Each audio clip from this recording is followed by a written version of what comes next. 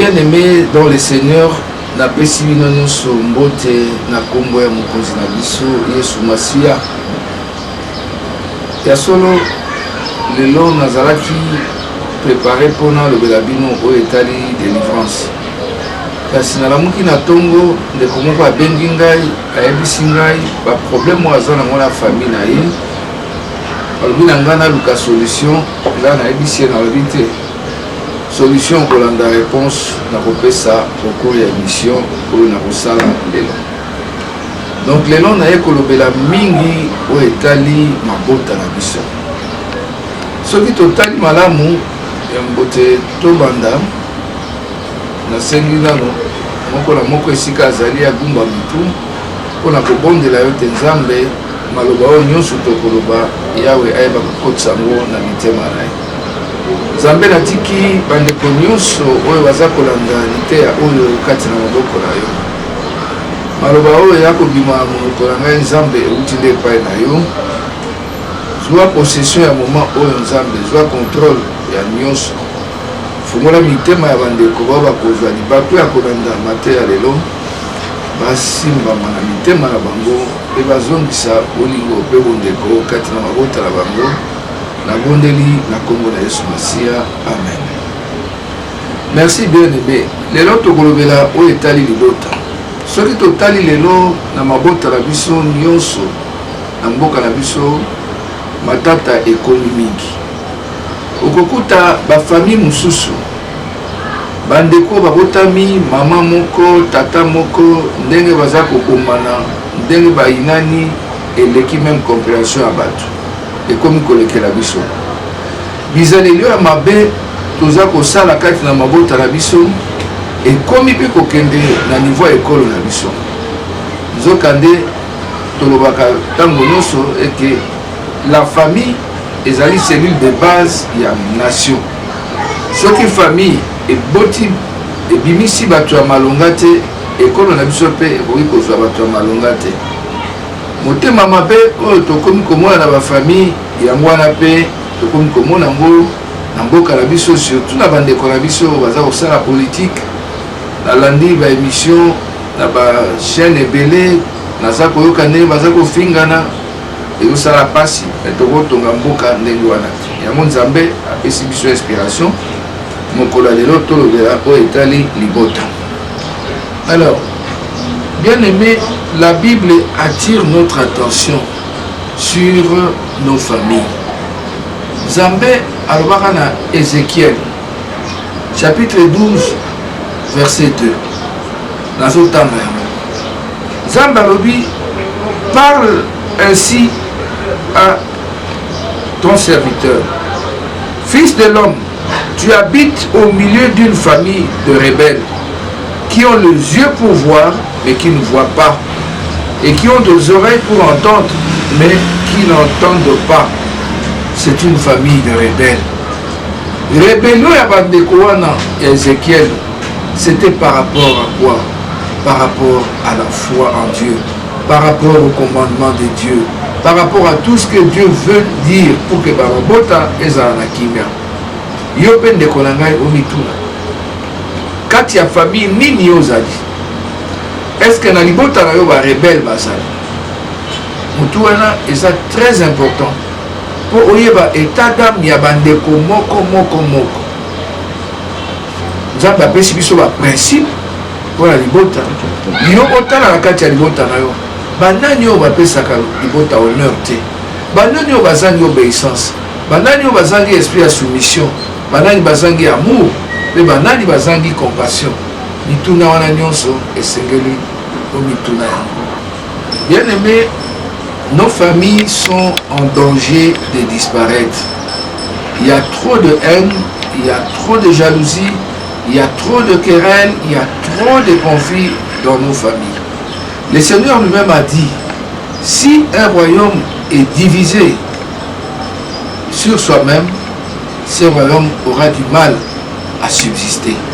En termes clairs et linkoloba, libota oyo ekoti na kati ya mobulu ya ndenge wana, na kati ya ba division ya ba haine, eza libota moko oyo ekoki lisusu kovivre te. Yango na mitunaki na kolandisa oyo ndeko moko ayebisi nga na ntongo ya lelo na mitunaki na lobi me Nzambe esengeli nalobela nini na mabota parce que likambo yango ekomi kotouche même ekolo na biso na kati ya Congo oyo toza komona badivision ekoti bakerele ekoti surtout na vie ya baacteur politique na biso bango nde baza na leadership ya kokamba mboka me ntango bazokota na badivision na bahaine ya kofingana ya kolobana mabe nayebi te soki tokotonga mboka oyo ndenge nini yango émission lelo nalingaki ezala interpellation mpona moto nyonso. Que devons-nous faire pour sauver nos familles? Que devons-nous faire pour sauver notre nation qui est la composante ya mabota ebele? Yango nde masolo na biso ya mokolo na lelo. Eloko ya liboso esengeli toyeba ete mabota na biso ndenge ezali wana Nzambe nde alingaki ezala ndenge wana. C'est dans la volonté de Dieu que nos familles sont créées. Et Nzambe asalaka mingi kati na mabota. Nakopesa ba exemple moko to mibale mpona kolakisa ndenge Nzambe aponaka na kati na mabota bato esengeli bakamba soit mabota soit même école. Mais faut toyeba te monguna satana na oyo nyonso Nzambe abongisa monguna satana asepelaka nango te. Tala likambo esalamaki tango offrande ya Abel na Caïn emondisamaki liboso na Nzambe. Abel asalaki offrande na ya kitoko Nzambe asepeli nango. Caïn asali offrande oyo Nzambe asepelaki nango te. Caïn asali Abel mabe. Mais Nzambe alembaki te alobi est-ce qu'il faut naboyaka kopambola moto moko na libota parce que bamosusu bakolinga ye te? Nzambe alobi te akokontinue toujours kopambola. Yango topusani su tomoni patriarche na biso Abraham. Abraham azaki na kati ya libota. Mais Nzambe alingaki kosala ya minene kati na Abraham. Asengaki alobi Abraham, quitte ton pays et ta famille, kenda esika oyo ngai Nzambe nali kotinda yo kokenda. Yango moni Abraham abimaki na mboka ya baboti na ye akei esika Nzambe alingaki ye akende po akutana na lipambolo ya Nzambe. Mais tango Abraham aza kobima abimaki na Lot neveu na ye. Tomonaki nini? Ekomaki lokola Lot alingaki kowela na Abraham. Abraham alobi na ye te soki yo okende na gauche nga na okende na droite, soki yo okende na droite nga na okende na gauche. Elingi koloba nini? Abraham azaki na confiance na Nzambe. Lokola lipamboli ya Nzambe ezaki deja likolo na ye, abaki atandaki esika désert ezali, atandaki esika Nzambe ezali, lipamboli ya Nzambe ekolanda ngai mpo Nzambe asalobi na ngai longwa nde na kati ya libota, longwa na kati na ekolo na ngai. Nzambe asalaka ndenge na ye. Toye komona lisusu tango bana Israël bakangamaki na bowumbu na Egypte. Po Nzambe alibere bango akendeki kaka koluka moto na kati ya libota. Bible lobi na biso na Exode, un homme de la maison de Lévi, tata ya Moïse azalaki la famille ya Lévi, ye wana nde aboti Moïse. Na ndenge histoire ya Moïse boyebi nde akolaki pa Farao, mais Nzambe azwi ye na kati ya libota. Toye kozwa David ndenge moko, Nzambe ake kozwa David na kati ya libota. Donc Nzambe azwaka na kati ya mabota.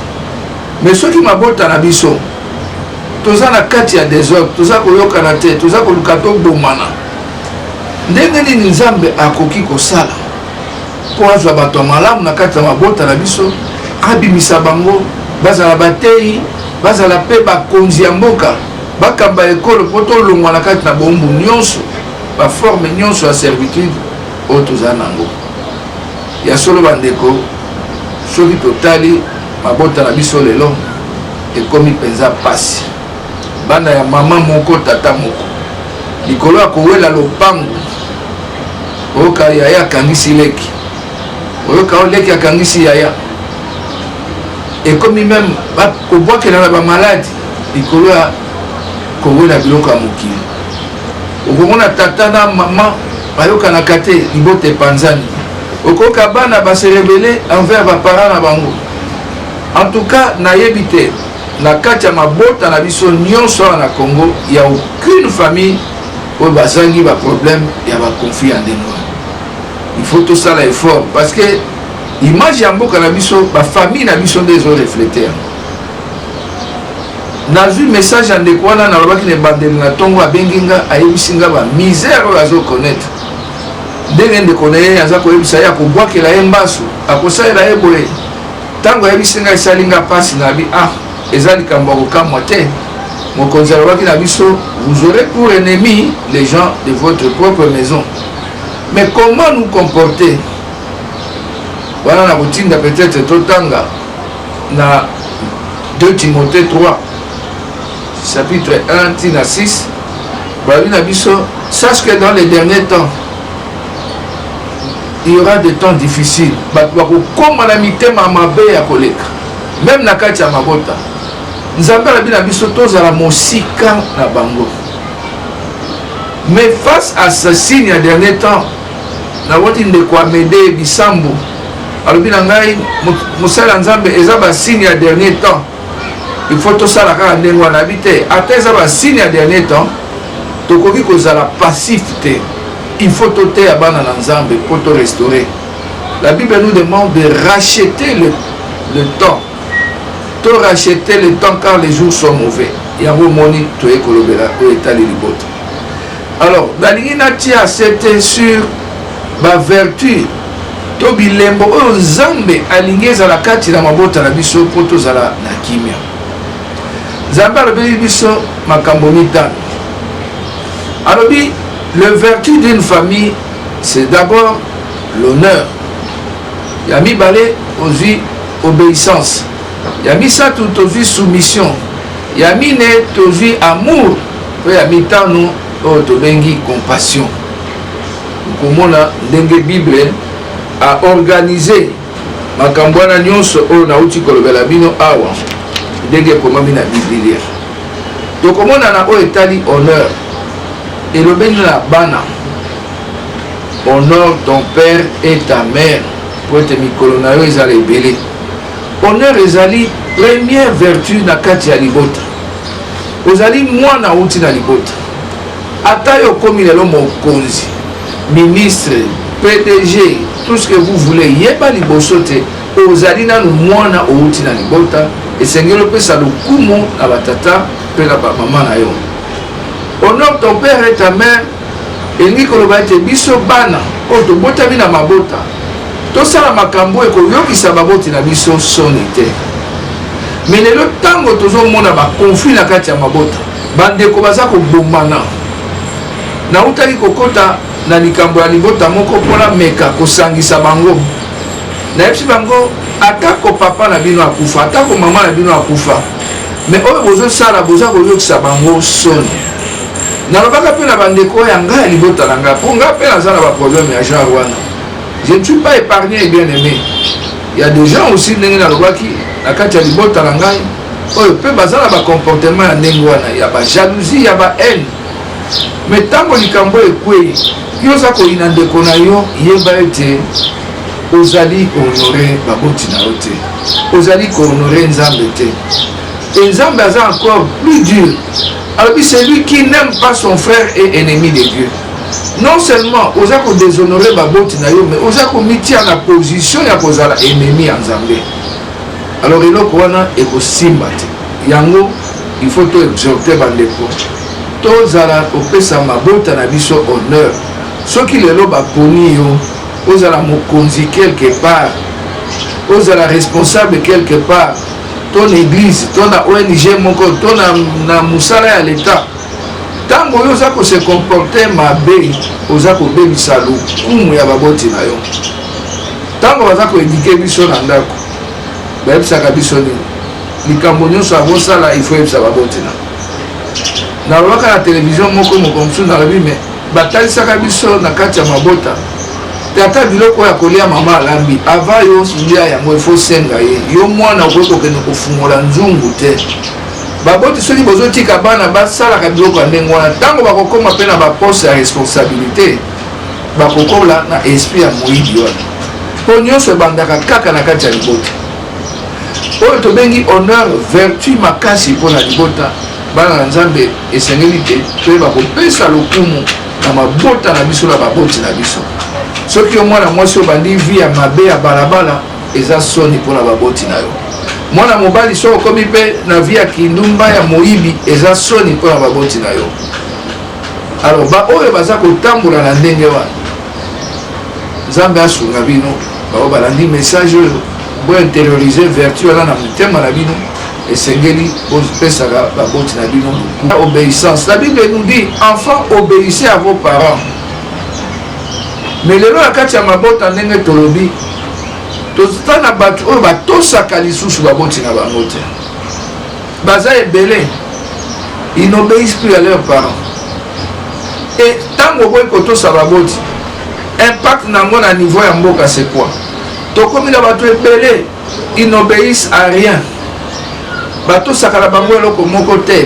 même la constitution batosaka te baloi ya mboka batosaka te.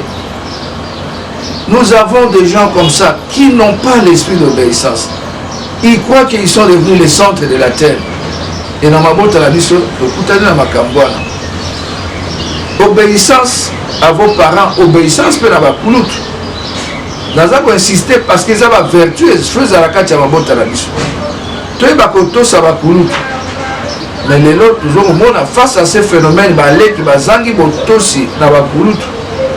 Soki tolobi totikaka mokili etambola bongo ya malamu te yango biso il faut toteya bato tozongisa bato na bonzambe obéissance ezala na kati ya mabota.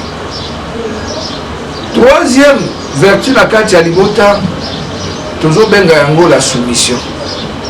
Koyeba ke na kati ya libota mokonzi azali mokonzi ya libota ezali papa basengi na bamama bozala soumise. Soumission yango eza te ke bati bino na position esclavage. Soumission eza nini? Mwasi ya mbote osala likambo mobali nde il faut aloba yango.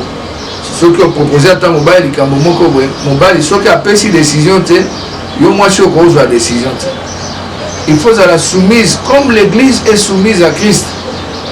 Il faut toyeba ke biso mpe bana nzambe oyo nyonso esengeli tosalaka tozalaka soumis na liloba ya nzambe.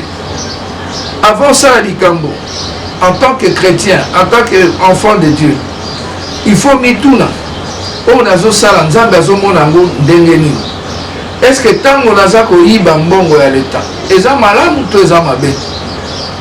Ntango naza kosala makambo ya mabe koboma bato kokende pa banganga mpo nazwa mbongo nzambe aza komona to aza komona te?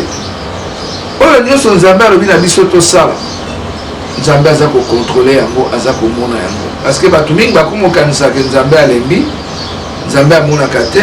Il faut n'importe quoi. Nazaki na prière la nuit à vendredi na bandeko moko nayebisi bango la Bible dit na psaume 101 verset 8 nzambe alobi chaque matin j'anéantirai les méchants. Na tongo nyonso tango tongo etambola etanaka nzambe asalaka mosala na ye aza koanéantir bato nyonso oyo bazangi kopesa honneur na mabota bazangi obéissance bazangi soumission.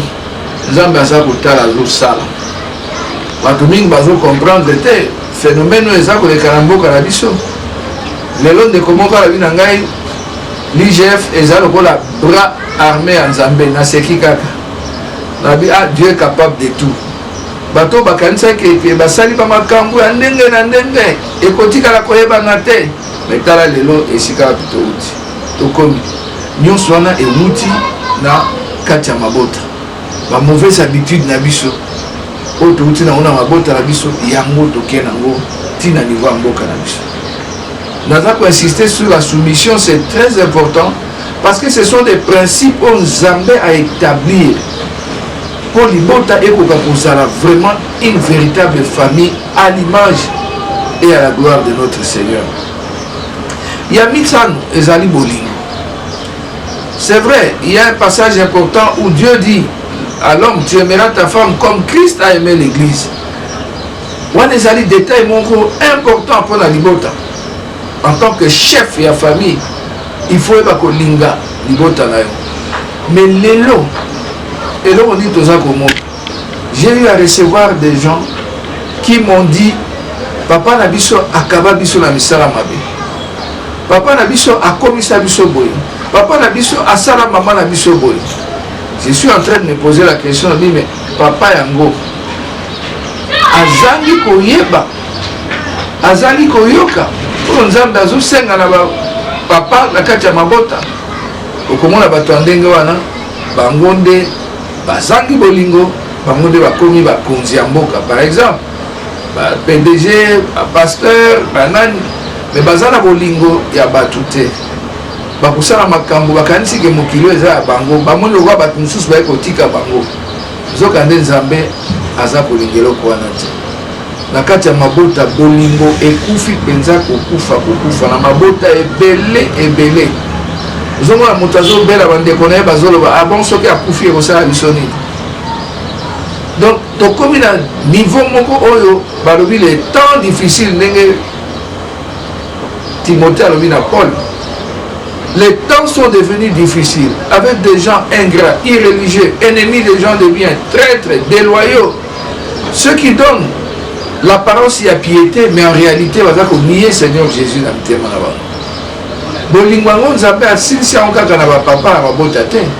L'amour, c'est tout un commandement divin. Zambé a dit, vous aimerez, aimez-vous les uns et les autres. Mais les lots, Bolingo, la Katia Mabota, même la Katia Ekolo na biso, Bolingo, les arts au monde en a dissous. Motomora Komelinga, frère Jerry Moubengaï, alobi na ngai, l'ennemi du Congolais, c'est les Congolais. Yango somona, ba étranger bazo profiter pour ba diviser biso. Tout ça la nini. Na bisi naza koyoka batu mingi baza koloba changement de mentalité, changement de comportement et tout ça. Mais comportement penza pour échanger. Ezaka kate mutu abwaka susu fulu na barabara te. Ezaka kate mutu asala makambo eza contre la loi ya mboka. Changement, il faut d'abord dans les thèmes ya bato. Bible dit c'est la justice qui élève une nation. C'est la justice aussi qui élève un homme. Parce que Nzambe Azolo Balobi, celui qui marche dans l'intégrité, je l'appellerai mon serviteur, mon ami. Justice on a koloba ezali justice to bengaka et utaka na discernement. Quand tu es un homme de Dieu, quand tu crois en Jésus-Christ, il faut que dans la justice du cœur.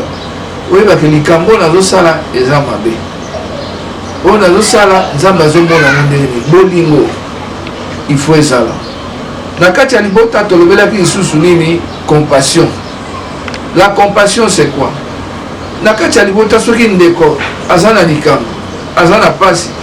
Parce que vous avez des connaissances et ça passe là. Ndenge moko so to cultiver compassion wana. To kozala pe na compassion pour na bande ko na biso ya mboka o baza ko yoka pasi. O baza ko kufa mikolo nyonso. O baza ko souffrir na banzala. O baza ko souffrir na ba privation ebele. Zamba sunga biso esprit ya compassion ekota na kati ya mabota na biso. Pour la moni la kati ya mabota tellement ba confie comme belé ba haine comme belé compassion la kati ya libota ezali sosute. Donc comment on ndeko azo souffrir pas mususu bazo kiper na bango ta étalé. Donc la compassion eza ko disparaître et ça commence même à disparaître na kati ya mboka na biso.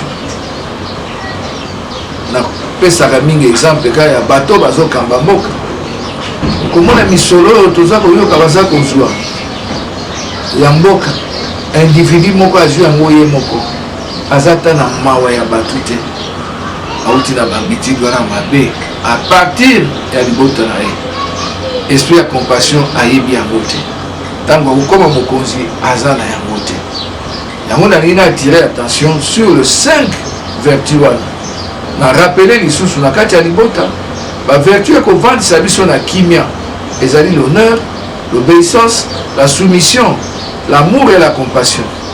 Mais pour que nyonso ane vanda na kati la libota na biso peto za bato baza ko sepela Et sengola biso poto zwa ba vertu wana nyonso, c'est dans la foi en Jésus-Christ. Il faut tous avoir la foi en Jésus-Christ. Si tous avez la condamnation et vous allez passer. Tant la moto a yambaki Paul na Silas. Tant que vous avez mis Jésus, a memi bango na kati ya libota na ye. Apesi bango biloko ya kolia. Pe asepeli na bango esika moko na libota na ye. Esengo na bango ezalaki nini? Pote ayambaki Yesu Kristu lokola mokonzi. Si nous voulons que makambo nyonso, déshonneur, désobéissance, désamour, manque de compassion et l'ongwakati na mabota na biso, il faut tia mitema na biso envers Jésus-Christ. Jésus-Christ a donné sa vie sur la croix pour que tous à la racheter dans toutes sortes ya makambo ya mabe. Tous à la délivrer, tous à la image de Nzambe alinga et tous à la liboso. Les autres tous à la deux types de familles. Tous à la famille automengi ba famille noble. O ba yebi le Nzambe. Pe baza ko bika na ndenge Nzambe akomi. Nzambe akosala na kati ya mabota wana. Akokota na kati. Pe akobimisa. Ba oyo ya lingi ya tombola po ete bazala ba kambi ya ekolo, bazala ba kambi ya église, bazala ba kambi ya ba ONG, bazala ba kambi partout là où leadership ya bana na Nzambe esengeli emonisama. Nzambe akendeki mosika te aponaka kati na mabota. Yango bandeko bozolanda ngai bosala nyonso tu bobelela komba Yesu Masiya bozongisa kimia na kati ya mabota na bino. Na kati ya mabota na bino bozala ba ministre, bozala ba évangéliste, bozala ba serviteur de Dieu, bozala bato ebele ya motuya oyo Nzambe akoki kotombola. Metango mosusu na bozangi bolingo na bino boza kofrene, boza koluka kobebisa bomoi na bango. Bozongela Nzambe na mabota na biso, Nzambe akobimisa bato oyo bakoki kodefie mboka na biso mpona kolongola yango na kati na bapasi oyo nyonso tozala. Nzambe alobaki na Ézéchiel, alobi na ye, tu es dans une famille de rebelles. Libota ya ba rebelle oyo bayebi makambo ebele mais baza na makoki ya kosala yango te. Ils ont des yeux pour voir mais ils n'arrivent pas à voir. Ils ont des oreilles pour entendre mais ils n'arrivent pas à entendre. Na kati ya libota na yo bien aimé, na kati ya mabota na biso eza na bato ebele bazomona, baza na miso ya komona pardon mais bazomona te. Baza komona te ke na kati ya libota eza na moko to mibale oyo Nzambe azotombola bango. Mais lokola bozomona te, miso na bino eza ya kokanga, boza koluka obebisa destiné na bango ndenge Nzambe alingi bazala, soit mpona libota na bino, soit mpona ekolo na biso. Mabota ebele lelo eza na kati ya rébellion. Na kati ya rébellion esengeli tobima na rébellion wana, tobima na rébellion, tozonga na kati na Nzambe. C'est vrai eza makambo moko ezosalema mais il faut toyeba ete makambo wana ate ezosalema likambo nyonso ezala mpe na suka na yango.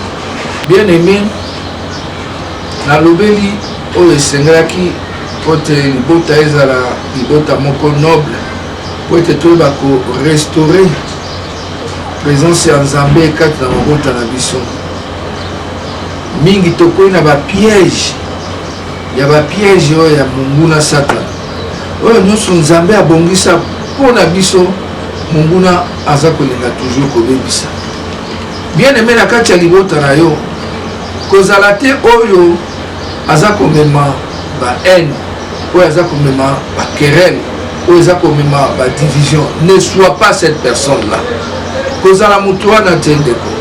Soki oyebi yo mutu ozolanda ngai ke na kati ya libota yo mutu ozali opelisaka moto, yo mutu ozali la base ya ba problème eza libota na yo. Il est grand temps avant que kanda ya Nzambe ekitela yo, il est grand temps obongola motema. Obongola motema toyebaka ke mokolo moko to mibale Nzambe akozwa mokano na ye. Nzambe akosala oyo motema na ye esepeli asala. Nzambe akosala oyo liloba na ye elingi asala parce qu'azali un Dieu de principe.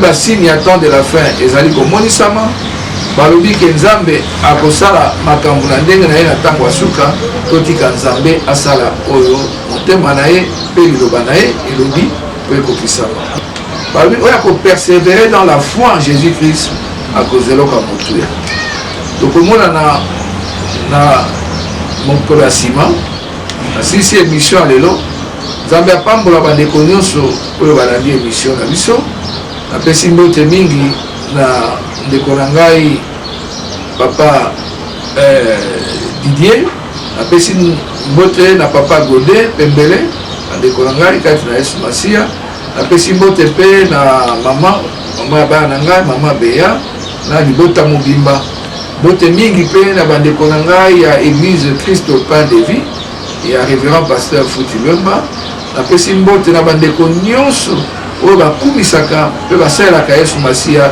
dans la vérité nazala kondima ete soki tobongisi bizaleli na wabota na biso toza capable mpe ya kobimisa bato ya motuya nzambe aza capable ya kopona bato ya motuya kati na wabota na biso po ete bamema mboka na biso bamema église corps du Christ na banzela oyo ekomema biso na lobiko mpe na bomoi ya seko mpe na kotombola ekolo na biso oyo esili tokita mingi na makambo ya mabe nzambe azwa lokumu mpe apambola moko na moko kati na wabota na biso